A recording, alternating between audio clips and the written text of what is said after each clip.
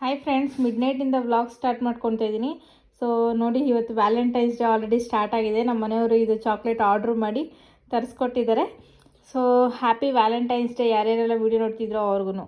Friends, good morning, welcome to my new YouTube channel. ಎಲ್ಲರೂ ಹೇಗಿದ್ದೀರಾ? ನಾನು ಚೆನ್ನಾಗಿದ್ದೀನಿ. ಸೊ ಇವತ್ತು ಶುಕ್ರವಾರ ಬೆಳಗ್ಗೆನೇ ವ್ಲಾಗ್ ಸ್ಟಾರ್ಟ್ ಮಾಡ್ಕೊತಾ ಇದ್ದೀನಿ. ಸೊ ಈಗ ನಮ್ಮ ಮನೆಯವ್ರಿಗೆ ನಾಷ್ಟ ಬಂದು ನೆನ್ನೆ ನೈಟು ಸಾಂಬಾರು ಮಾಡಿದ್ನಲ್ಲ, ಏನು ಸಾರು, ಪಡವಲಕಾಯಿ ಸಾರು, ಪಡವಲಕಾಯಿ ಹಾಕಿ ಮತ್ತು ಕಳೆಕಾಳು ಹಾಕಿ ಸಾಂಬಾರು ಮಾಡಿದ್ದೆ. ಸೊ ಅದನ್ನೇ ನಾಷ್ಟ ಮಾಡಿಕೊಂಡ್ರು. ಅವ್ರಿಗೆ ಬಾಕ್ಸ್ ಬಂದು ಮುಳ್ಳಂಗಿ ಸಾಂಬಾರು ಮಾಡಿ ಹಾಕಿದೆ. ಸೊ ಈಗ ತಾನೇ ನಮ್ಮ ಮನೆಯವ್ರು ಕೆಲ್ಸಕ್ಕೆ ಹೊರಟ್ರು. ಸೊ ಈಗ ಟೈಮ್ ಬಂದು 9 ಗಂಟೆ ಆಗಿದೆ. ಸೊ ಇವಾಗ ವ್ಲಾಗ್ ಸ್ಟಾರ್ಟ್ ಮಾಡ್ಕೊತಾ ಇದ್ದೀನಿ. ಇವತ್ತು ದಿನ ಫುಲ್ಲು ಏನೇನಾಗುತ್ತೆ ಅಂತ ನಾನು ನಿಮ್ಮ ಜೊತೆ ಶೇರ್ ಮಾಡ್ಕೊತೀನಿ. ಸೊ ಇವತ್ತು ವ್ಯಾಲೆಂಟೈನ್ಸ್ ಡೇ ಆಗಿರೋದ್ರಿಂದ ಎಲ್ಲರಿಗೂ ಹ್ಯಾಪಿ ವ್ಯಾಲೆಂಟೈನ್ಸ್ ಡೇ.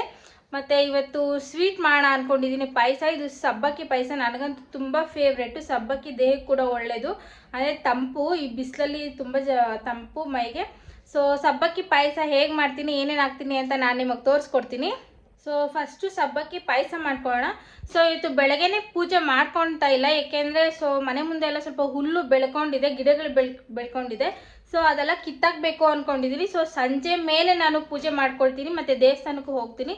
ಸೊ ಇವತ್ತು ಫಸ್ಟು ನಾಷ್ಟ ಕೂಡ ಆಗೋಗಿದೆ ನಂದು. ಆಲ್ರೆಡಿ ನಾಷ್ಟ ಮಾಡ್ಕೊಂಡ್ಬಿಟ್ಟೆ ನನ್ನ ಮನೆಯವ್ರ ಜೊತೆ.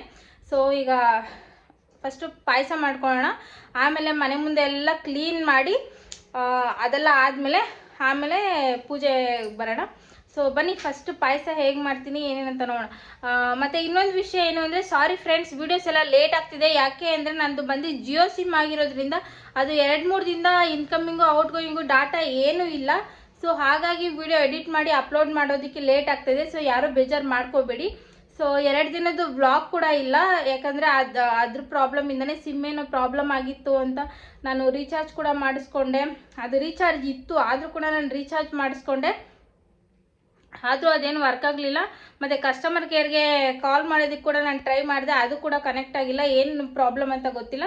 May be server ಇರಲಿಲ್ವೇನೋ. 2-3 ದಿನದಿಂದ ಇನ್ಕಮಿಂಗ್ ಔಟ್ಗೋಯಿಂಗ್ ನೆಟ್ವರ್ಕ್ ಏನೂ ಇದ್ದಿಲ್ಲ, ಅಂದರೆ ಡಾಟಾ ಕೂಡ ಇರಲಿಲ್ಲ. ಸೊ ಅದಕ್ಕೋಸ್ಕರ ನಾನು ವೀಡಿಯೋಸ್ ಏನೂ ಅಪ್ಲೋಡ್ ಮಾಡೋಕ್ಕಾಗಲಿಲ್ಲ. ಸೊ ಯಾರೂ ಬೇಜಾರು ಮಾಡ್ಕೊಬಿಡಿ. ಸೊ ಈಗ ಯಾರ್ಯಾರೆಲ್ಲ ವೀಡಿಯೋ ನೋಡ್ತಿದ್ರೋ ಪ್ಲೀಸ್ ಸಬ್ಸ್ಕ್ರೈಬ್ ಮಾಡಿ, ಲೈಕ್ ಮಾಡಿ, ಶೇರ್ ಮಾಡಿ, ಹಾಗೆ ಕಮೆಂಟ್ ಮಾಡಿ. ಬನ್ನಿ ಫಸ್ಟು ಈಗ ಸಬ್ಬಕ್ಕಿ ಪಾಯಸ ಮಾಡ್ಕೊಳ್ಳೋಣ. ಆಮೇಲೆ ಏನೇನಾಗುತ್ತೆ ಅಂತ ನಾನು ನಿಮ್ಮ ಜೊತೆ ಶೇರ್ ಮಾಡ್ಕೊತೀನಿ. ಸೊ ಫ್ರೆಂಡ್ಸ್, ಈಗ ಸಬ್ಬಕ್ಕಿ ಪಾಯಸ ಮಾಡೋದಕ್ಕೆ ಇಲ್ಲಿ ಸಬ್ಬಕ್ಕಿನ ನೆನೆಸಿಟ್ಕೊಂಡಿದ್ದೀನಿ.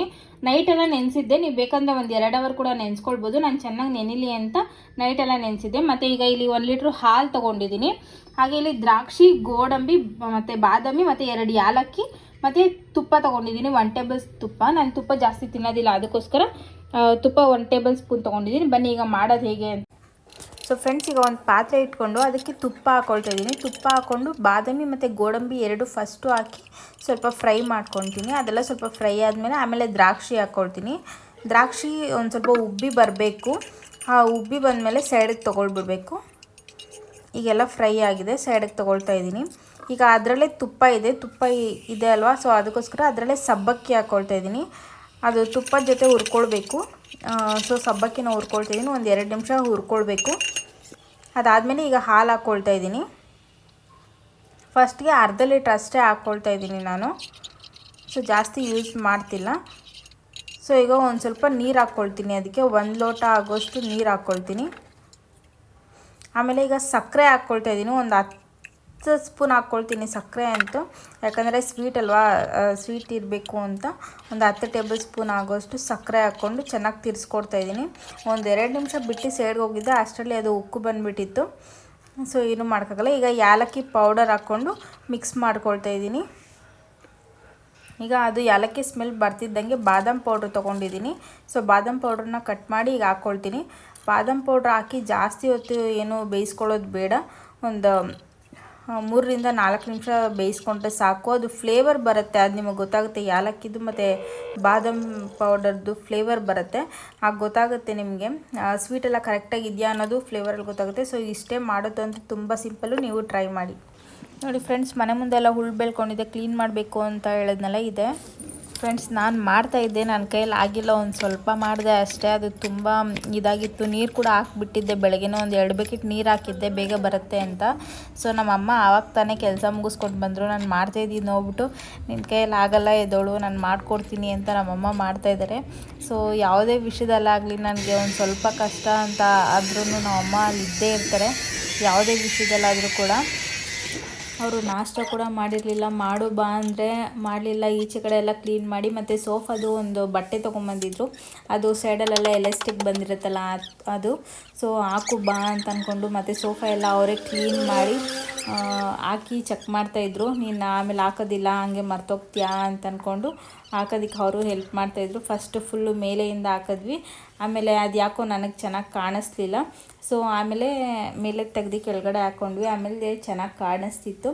ಸೊ ಇದು ಬಟ್ಟೆ ಬಂದು ಸಿಕ್ಕಾಪಟ್ಟೆ ಸಾಫ್ಟ್ ಇದೆ, ಚೆನ್ನಾಗೂ ಇದೆ. ಸೊ ತುಂಬ ಖುಷಿಯಾಯಿತು ನನಗೆ. ಸೊ ಸಿಕ್ಕಾಪಟ್ಟೆ ಚೆನ್ನಾಗಿತ್ತು. ನೆನ್ನೆ ಕೂಡ ಅಷ್ಟೇ ನಮ್ಮಮ್ಮ ನನಗಿಷ್ಟ ಅಂತ ಪೂರಿ ಮತ್ತು ಸಾಗು ತಂದು ಕೊಟ್ಟಿದ್ರು. ಇವತ್ತು ನಾನು ಅದು ಕೆಲಸ ಮಾಡ್ತಾಯಿದ್ದೀನಿ ಅಂದ್ಬಿಟ್ಟು, ನಾನು ಯಾವತ್ತೂ ಹತ್ರ ಕೆಲಸ ಮಾಡಲಿಲ್ವಲ್ಲ.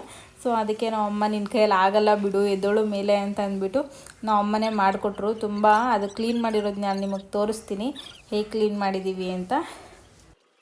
ಸೊ ಫ್ರೆಂಡ್ಸ್, ಇದು ಬಂದು ನಮ್ಮಮ್ಮನೇ ಸೋಫಾ ಕವರ್ ತಂದಿದ್ದು. ಅವರೇ ಬಂದು ಸೋಫಾ ಎಲ್ಲ ನೀಟಾಗಿ ಕ್ಲೀನ್ ಮಾಡಿ ಸೊ ಬಟ್ಟೆ ಹಾಕ್ಕೊಟ್ಬಿಟ್ಟು ಹೋಗಿದ್ದಾರೆ. ತುಂಬ ಚೆನ್ನಾಗಿದೆ, ಸಾಫ್ಟಾಗಿದೆ. ಬಟ್ಟೆ ಕೂಡ ತುಂಬ ಇಷ್ಟ ಆಯಿತು. ಮತ್ತು ಈಚೆ ಕಡೆ ಕೂಡ ಅವ್ರು ಕ್ಲೀನ್ ಮಾಡಿಕೊಟ್ರು. ಬನ್ನಿ ಈಚೆ ಕಡೆ ಕ್ಲೀನ್ ಮಾಡಿರೋದು ತೋರಿಸ್ತೀನಿ. ನೋಡಿ ಫ್ರೆಂಡ್ಸ್, ಇಲ್ಲಿ ಕಸ ಗುಡ್ಡೆ ರಾಶಿ ಇತ್ತು, ಇದನ್ನು ಎಲ್ಲ ಕ್ಲೀನ್ ಮಾಡಿದ್ರು. ಹುಲ್ಲು ಕೂಡ ಆದಷ್ಟು ಕಿತ್ತಾಕಿದ್ದಾರೆ ನಮ್ಮಮ್ಮ.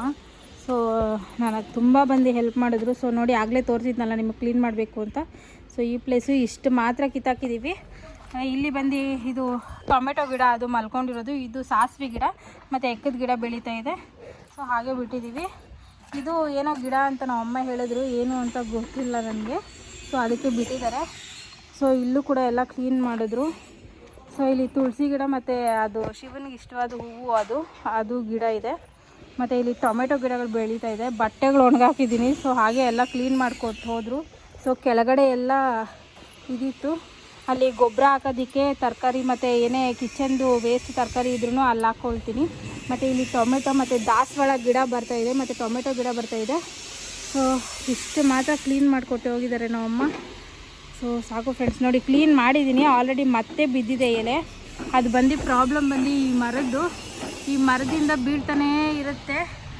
ಸೊ ಹಾಗಾಗಿ ಏನೂ ಮಾಡೋದಕ್ಕಾಗೋದಿಲ್ಲ. ಸ್ವಲ್ಪ ಇಲಿಗಳದ್ದು ಕಾಟ ಇದೆ. ಅದಕ್ಕೆ ತುಂಬ ಪೌಡ್ರ್ ತಂದು ಹಾಕ್ತಾಯಿದ್ದೀವಿ, ಆದರೂ ಹೋಗ್ತಾ ಇಲ್ಲ ಅದು.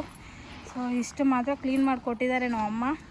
ಈಗ ಟೈಮ್ ಬಂದು 12 ಗಂಟೆ ಆಗಿದೆ. ನಮ್ಮಮ್ಮ ಇರಲಿಲ್ಲ ಅಂದಿದ್ರೆ ನಾನು ಮಾಡೋಷ್ಟರಲ್ಲಿ ಮೇ ಬಿ ಮಧ್ಯಾಹ್ನನೇ ಆಗ್ತಾಯಿತ್ತು.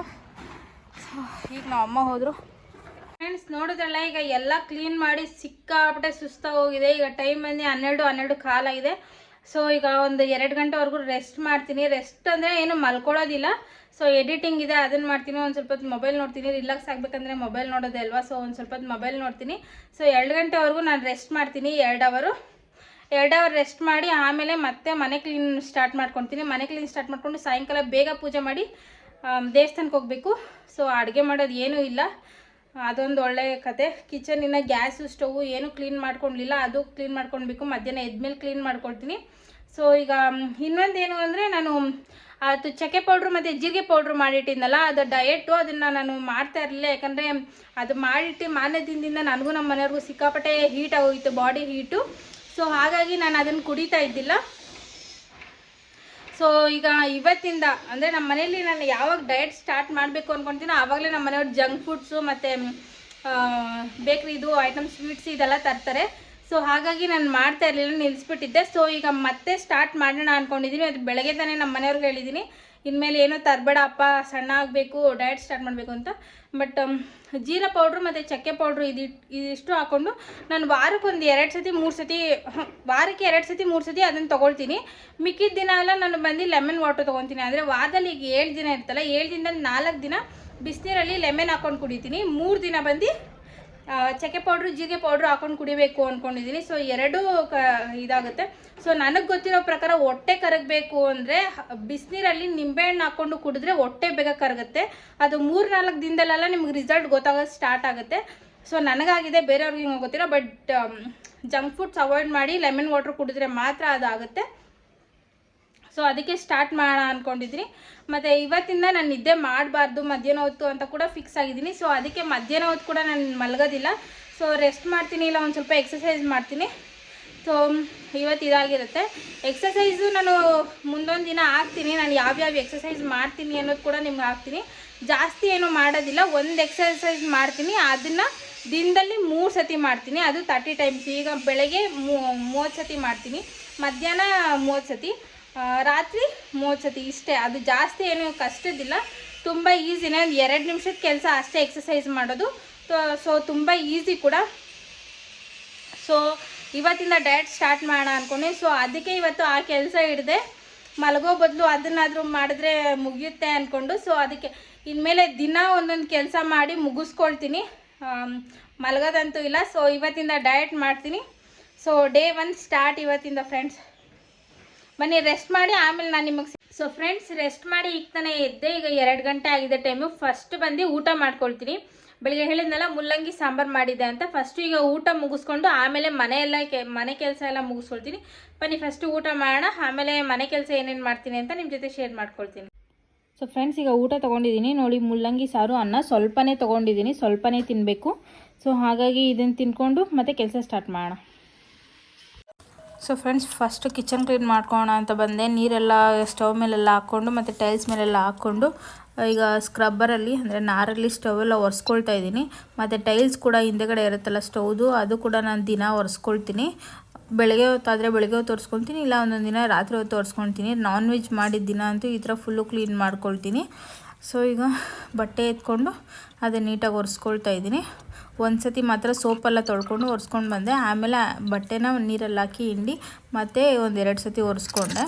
ಅದೆಲ್ಲ ಒರೆಸಿದಾದ್ಮೇಲೆ ಪಾತ್ರೆ ಅಂತೂ ಬೆಳಗ್ಗೆಯಿಂದ ತೊಳೆದೇ ಇರಲಿಲ್ಲ, ಸಿಂಕ್ ತುಂಬ ಬಿದ್ದಿತ್ತು. ಪಾಯಸ ಎಲ್ಲ ಮಾಡಿದ್ನಲ್ವ, ಸೊ ಹಾಗಾಗಿ ಪಾತ್ರೆ ತೊಳ್ಕೊತಾ ಇದ್ದೀನಿ.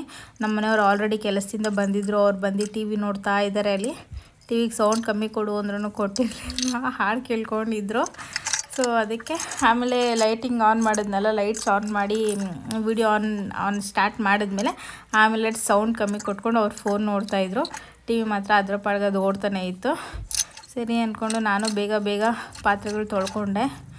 ಪಾತ್ರೆ ತೊಳೆದು ಮತ್ತು ಸಿಂಕೆಲ್ಲ ತೊಳ್ಕೊಳ್ಬೇಕಿತ್ತು, ಅದೆಲ್ಲ ತೊಳ್ಕೊಂಡೆ. ಇವತ್ತಂತೂ ತುಂಬ ಕೆಲಸ ಇತ್ತು ನನಗೆ.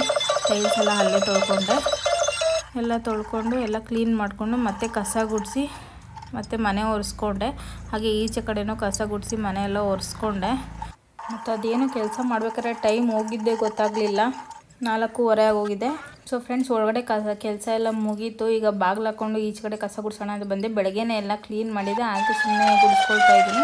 ಈಚೆ ಕಡೆ ಧೂಳು ಬರ್ತಾನೆ ಇರುತ್ತೆ. ಸೊ ಫ್ರೆಂಡ್ಸ್, ಈಗ ಒಳಗಡೆ ಮನೆ ಕೆಲಸ ಎಲ್ಲ ಮುಗ್ದಿತ್ತು. ಈಗ ನಾನು ಫ್ರೆಶ್ ಆಗಿ ಬಂದು ಹೊಸ್ಲಿಗೆ ಅರಿಶಿನ ಕುಂಕುಮ ಇಕ್ಕೊಳ್ತಾ ಇದ್ದೀನಿ. ಸೊ ಬಾಗಿಲಲ್ಲಿ ರಂಗೋಲಿ ಹಾಕ್ಕೊಳ್ಬೇಕು ಅಂತ ಅಂದ್ಕೊಂಡೆ, ಬಟ್ ಆಗಲಿಲ್ಲ. ಯಾಕಂದರೆ ಇವತ್ತು ಹಾಕ್ಕೊಂಬಿಟ್ರೆ ಮತ್ತೆ ಅದನ್ನು ಗುಡ್ಸೋದಕ್ಕಾಗೋದಿಲ್ಲ. ಕಲ್ಲಾಗಿದ್ದರೆ ಗುಡಿಸ್ಕೊಳ್ಬೋದಿತ್ತು, ಇದು ಮಣ್ಣಿದೆ, ಅದು ಗುಡ್ಸೋದಕ್ಕಾಗೋದಿಲ್ಲ. ಸೊ ಹಾಗಾಗಿ ನಾನೇನು ರಂಗೋಲಿ ಹಾಕ್ಕೊಂಡಿಲ್ಲ. ಹಾಗೆ ಬಾಗಿಲಿಗೆ ಅರಿಶಿನ ಕುಂಕುಮ ಇಕ್ಕೊಂಡು ಪುಟ್ಟದಾಗ ಒಂದು ರಂಗೋಲಿ ಹಾಕ್ಕೊಂಡೆ. ಕರೆಕ್ಟಾಗಿ ಟೈಮ್ ಬಂದು 5:15 ಆಗಿತ್ತು. ದೇವ್ರ ದೀಪ ಹಚ್ಕೊಂಡೆ. ದೇವಸ್ಥಾನಕ್ಕೂ ಹೋದೆ, ಆದರೆ ಫೋನ್ ಮನೇಲೇ ಮರ್ತೋಗಿದೆ ಫ್ರೆಂಡ್ಸ್. ಅದಂತೂ ಸಿಕ್ಕಾಪಟ್ಟೆ ಬೇಜಾರಾಯಿತು. ಫ್ರೆಂಡ್ಸ್, ಮನೆಯಲ್ಲಿ ಪೂಜೆ ಎಲ್ಲ ಮುಗೀತು. ದೇವಸ್ಥಾನಕ್ಕೂ ಹೋಗಿದ್ದೆ, ಆದರೆ ಫೋನ್ ಎತ್ಕೊಂಡು ಹೋಗೋದು ಮರ್ತೋಗಿದ್ದೆ. ದೇವಸ್ಥಾನದಲ್ಲಿ ವೀಡಿಯೋ ಮಾಡ್ಕೊಳಕ್ಕಾಗಲಿಲ್ಲ. ಸೊ ಸಾರಿ, ಫೋನ್ ಮನೆಯಲ್ಲೇ ಮರ್ತಿ ಬಿಟ್ಟು ಹೋಗಿದ್ದೆ. ಸೊ ನೋಡಿ, ಮನೇಲಿ ಪೂಜೆ ಆಗಿದೆ. ಈಗ ನಮ್ಮ ಮನೆಯವ್ರಿಗೆ ಎಗ್ ಪಪ್ಸ್ ಬೇಕಂತೆ, ಬನ್ನಿ ಹೋಗಿ ಎಗ್ ಪಪ್ಸ್ ತರೋಣ.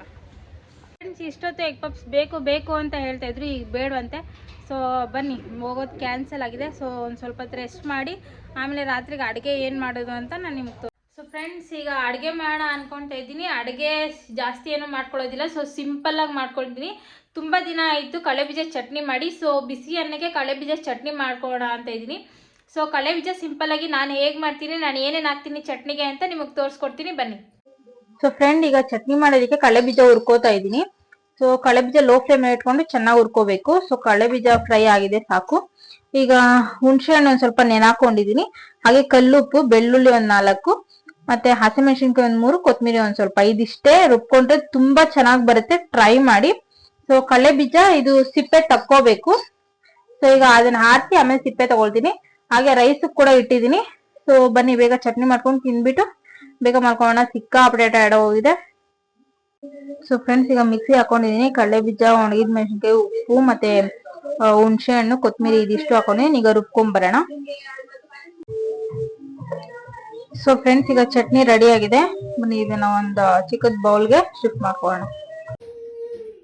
ಸೊ ಫ್ರೆಂಡ್ಸ್, ಈಗ ರೈಸ್ ತೊಗೊಂಡಿದ್ದೀನಿ, ಸ್ವಲ್ಪನೇ ತೊಗೊಂಡಿದ್ದೀನಿ, ಲಿಮಿಟಾಗಿ ಊಟ ಮಾಡ್ಬೇಕಂತ. ಸೊ ಬನ್ನಿ ತಿನ್ನೋಣ ಫಸ್ಟ್ ಟೇಸ್ಟ್ ಹೇಗಿದೆ ಅಂತ. ಸೊ ಫ್ರೆಂಡ್ಸ್, ಈಗ ತಾನೇ ಊಟ ಮಾಡಿದ್ದು ಕೂಡ ಆಯ್ತು. ಅನ್ನ ಚಟ್ನಿ ಅಂತೂ ತುಂಬಾ ಚೆನ್ನಾಗಿತ್ತು. ಬಿಸಿ ಅನ್ನಂಗೆ ಮಾಡ್ಕೊಳ್ಳಿ, ತುಂಬಾ ಚೆನ್ನಾಗಿರುತ್ತೆ. ಅಷ್ಟೇ ಫ್ರೆಂಡ್ಸ್, ಈ ವ್ಲಾಗ್ ಇಲ್ಲಿಗೆ ಎಂಡ್ ಮಾಡ್ತಿದ್ದೀನಿ. ಪ್ಲೀಸ್ ಯಾರ್ಯಾರೆಲ್ಲ ವಿಡಿಯೋ ನೋಡ್ತಿದ್ರು ಪ್ಲೀಸ್ ಸಬ್ಸ್ಕ್ರೈಬ್ ಮಾಡಿ, ಲೈಕ್ ಮಾಡಿ, ಶೇರ್ ಮಾಡಿ, ಹಾಗೆ ಕಮೆಂಟ್ ಮಾಡಿ. ಮತ್ತೆ ಇಲ್ಲಿವರೆಗೂ ಯಾರ್ಯಾರೆಲ್ಲ ನನ್ನ ವಿಡಿಯೋ ನೋಡ್ಕೊಂಡು ಸಪೋರ್ಟ್ ಮಾಡ್ತಿದ್ದೀರೋ ಅವ್ರೆಲ್ಲರಿಗೂ ಥ್ಯಾಂಕ್ ಯು ಸೋ ಮಚ್.